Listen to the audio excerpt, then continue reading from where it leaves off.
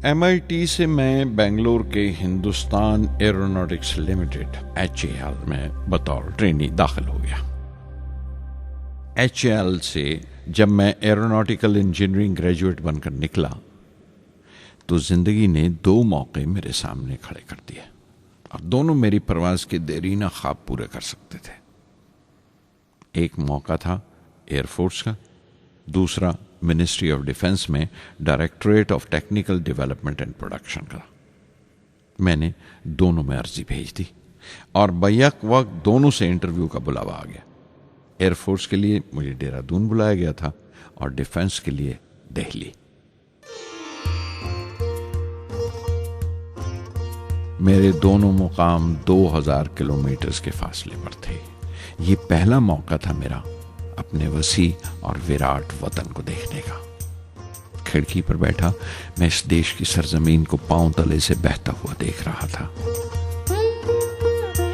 हैरान था कि उत्तर की तरफ सफर करते हुए एक ही मुल्क का लैंडस्केप कैसे बदलता चला जाता है। मैं एक हफ्ता दिल्ली में ठहरा, डिफेंस मिनिस्ट्री का इंटरव्यू दिया। इंटरव्यू अच्छा हुआ था। वहां से मैं देहरादून गया एयरफोर्स सिलेक्शन बोर्ड के इंटरव्यू के लिए। 25 उम्मीदवारों में मैं 9वें नंबर पर आया। मेरा दिल बैठ गया, बहुत मायूस हुआ और कई दिन तक अफसोस रहा कि एयरफोर्स में जाने का मौका मेरे हाथ से निकल गया। मैं ऋषिकेश चला गया, दिल पर यह बोझ लेकर कि आने वाले दिन बड़े सख्त होंगे।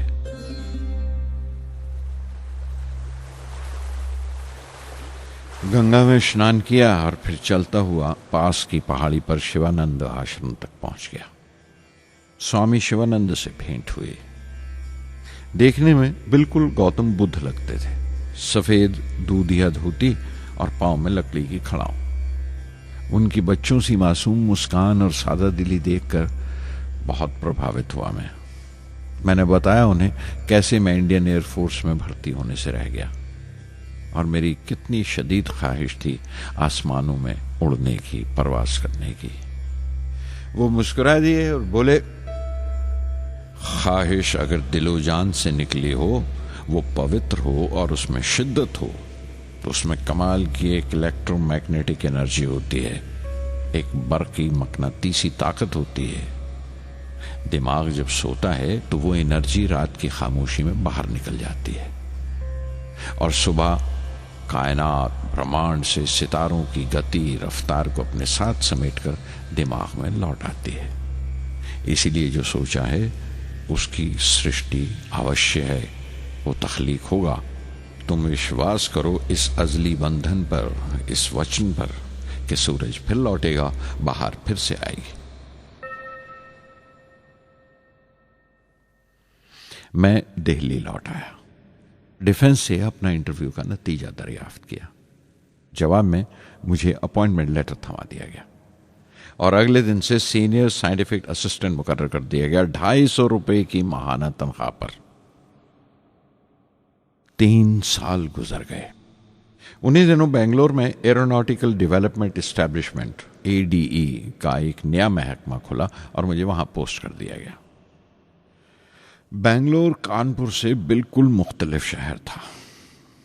मैं अपने डायरेक्टरेट की पोस्टिंग का पहला साल वहां गुजार चुका था। दरअसल हमारे देश में ये एक अजीब तरीका है, एक अजीब सा ढंग है अपने लोगों को हद दर्जा तक निचोड़ लेने का, जो हमारे लोगों को इंतहा पसंद बना देता है।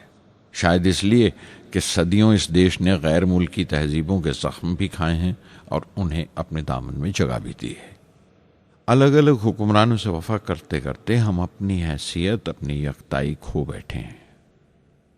बल्कि हमने एक और ही किस्म की खूबी पैदा कर ली है कि एक ही वक्त में रहम दिल भी हैं और बेरहम भी, हसास भी हैं और बेहिस भी। जितने गहरे हैं उतने ही सतही।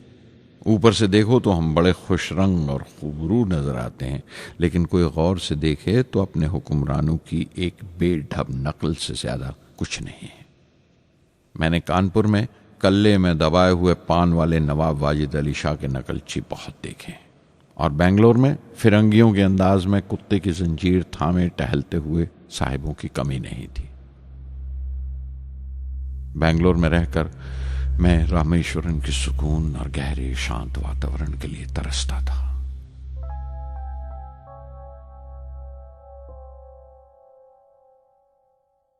पहले साल तो एडी में कोई ज्यादा काम नहीं था।